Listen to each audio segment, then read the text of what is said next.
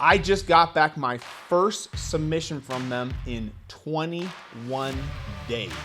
Is it better for card flippers to use SGC over PSA? All right, number 2 here. Let's dive into the numbers and see if PSA or SGC is better for card flippers. PSA 10 cards typically sell for more than an SGC graded one.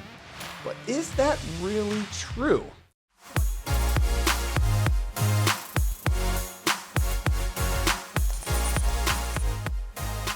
All right, welcome back to another episode of the Powers Sports Memorabilia Show. I am your host, Matt Powers. Thank you again for joining me.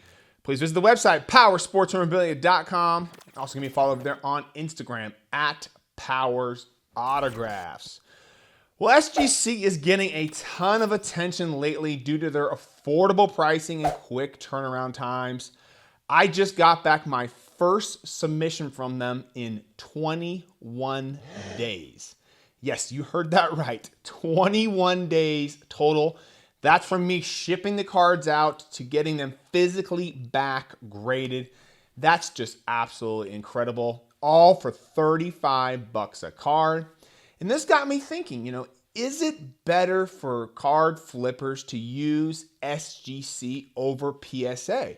Can you actually make more money submitting your cards to SGC than PSA? Well, in today's video, we're going to be talking about the following, okay? Number 1, first off, how do you submit your cards to SGC? I assume most of you haven't done that before, so I will walk you through that first. And also talk about SGC very briefly so you have a better understanding about who they are, all right? And then number 2, we're going to be diving deep into the numbers and comparing some recent comps of PSA 10s versus SGA 10s and see if PSA is actually better to use than SGC. So first off, let's talk about SGC, who they are, and how to submit your cards to them. SGC is no newcomer to the hobby. They're very well respected. They've been grading cards for over 20 years. Sports Card Investor just put out a video on them where they talked to the SGC president about the company, and they took a tour of their facility. I highly recommend you go and watch that. I really enjoyed that video. It will definitely make you appreciate SGC's approach to the card grading business. If you've never used SGC before, then this section will be definitely helpful for you. I use KK Sports Cards on Instagram to submit the cards to SGC on my behalf. They are a submission group for them. You can find them on Instagram at KK_sports cards. All you have to do is ship your cards to KK Sports Cards with a little note inside with your Instagram handle and your preferred submission service level for the cards that you are sending in. That's it. You don't have to do any silly paperwork to fill out. Oh my gosh, I hate filling all that paperwork. They handle all that, and that paperwork is just honestly the worst part about grading cards. I mean, it just seems to take forever to fill all that stuff out. Very nice that they handle that, especially if you're sending in a ton of cards like I do. The last thing you want to be doing is filling out spreadsheets.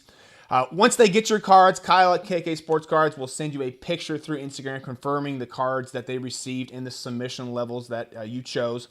I sent them my first submission on 4/20, and I got them back graded in my hands on 5/10. All right, so that's 21 days total, including the days I actually sent them out. Again, just totally incredible. I was totally blown away when I got them back. If you've been using PSA like I have, it can sometimes take them up to 20 days or longer just to actually log your cards into their system. KK Sports Cards charged me $35 a card for that submission. However, they have currently dropped their pricing to $28 a card for SGC's 25-day business turnaround.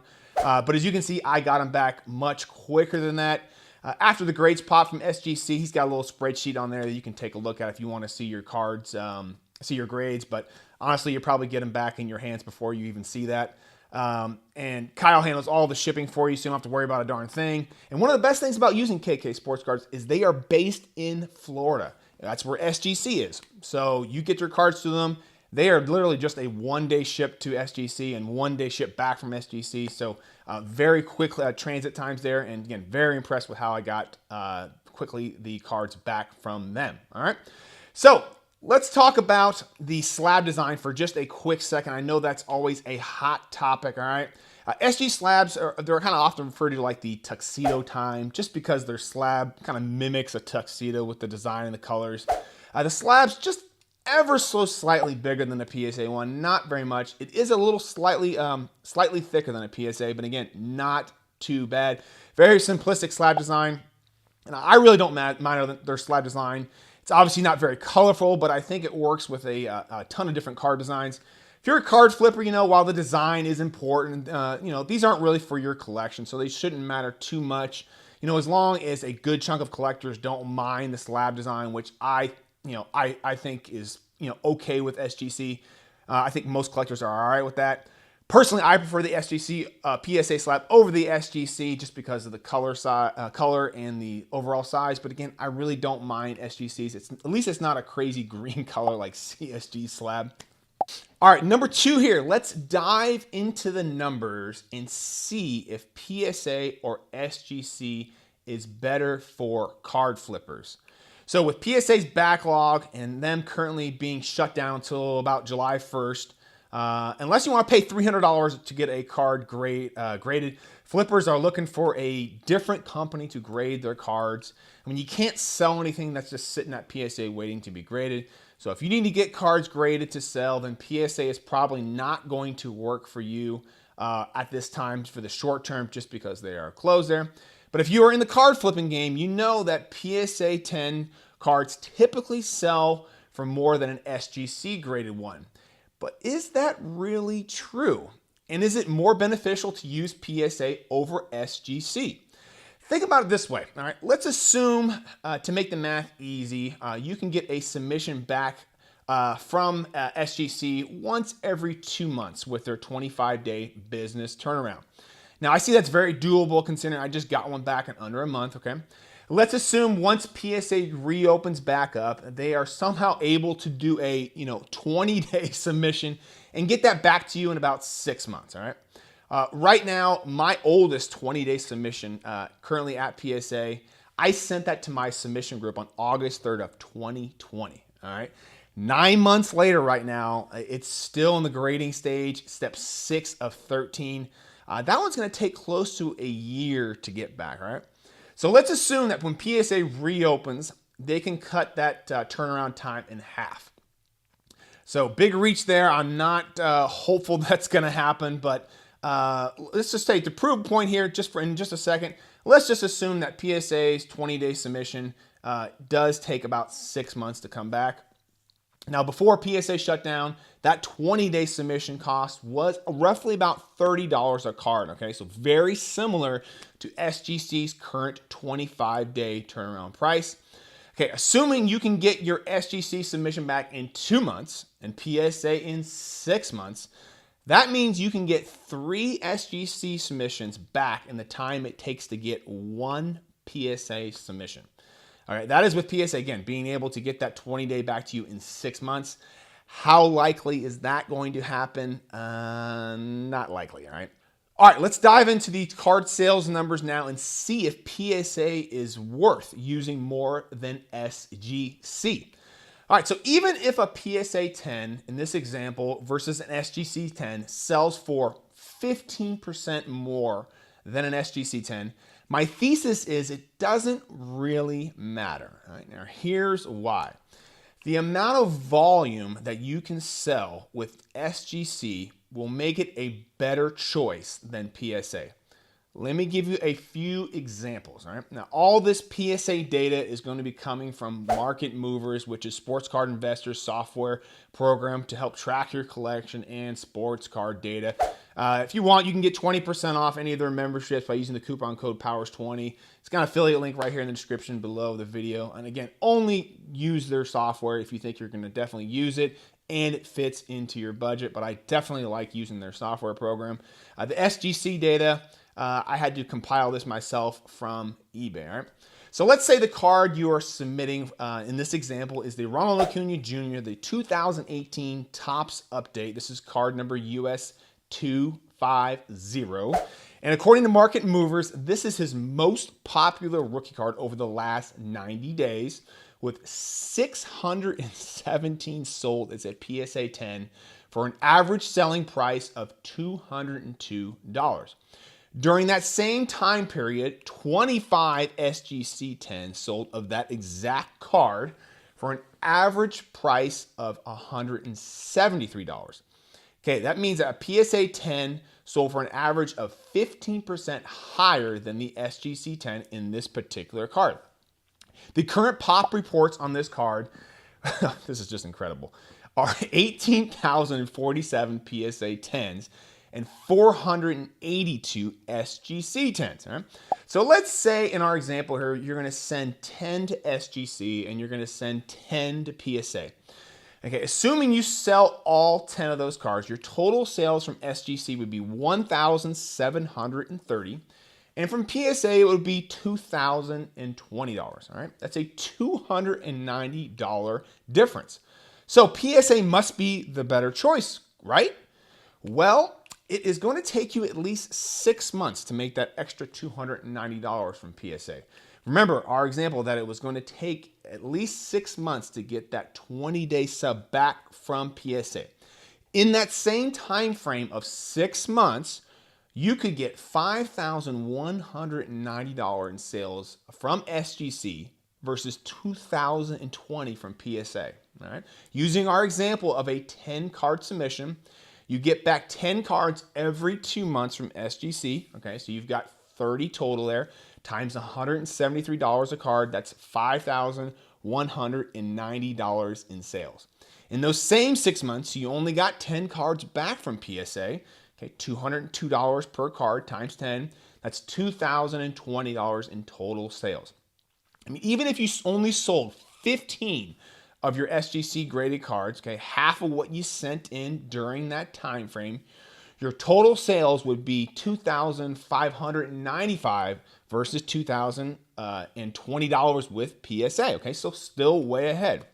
The quicker you can get a submission back, the quicker you can sell those cards, then use that money to buy more cards and repeat the process. All right, let's take a look at a second example. A Luka Doncic 2018 Prism card number 280. I have talked about this card on this channel at least a dozen times, so everybody's favorite card to talk about here. But over the last 90 days, their average sale for a PSA 10 of this particular card was $1,061 with 916 total sales. Whoa. All right, for an SGC 10, the last 90 days, only 3 have sold with an average selling price of $1,225. Interesting. 15% higher than a PSA 10, which is very, very odd, all right? But there's sales on 4/21 from a PWCC auction at $12.25, and there were 2 other sales from different sellers at $12.50 and also $1,200. So you must be thinking, well, SGC just isn't as popular as PSA, and that's why, more have sold. Well, according to the pop reports, PSA has graded this card a PSA 10 16,862 times. Wow. That is just an incredible number. SGC only 92. Very interesting. From a percentage standpoint, 5.4% of PSA's total PSA 10s sold in the last 90 days. Okay, 916 divided by 16,862. SGC, 3.2%. All right, 3 divided by 92. Those numbers would suggest that PSA 10s are more popular than an SGC 10, but not by much, just 2.2%. My thesis is that the more SGC grades this card, you will see those numbers become even closer. People have not been sending this card to SGC. According to market movers, okay, the average selling price of this card ungraded, okay, over the last 90 days was $254, right? Your cost to grade this card with SGC right now would be $28, okay? With PSA right now, it would be $300, all right? So your total cost on an SGC 10 would be $282. PSA, $554. both coming back roughly during the same amount of time frame. They're about up the same time frame for the $300 service and the $28 service from SGC. Net profit, not including selling fees and shipping, on the SGC example would be $943, PSA $507.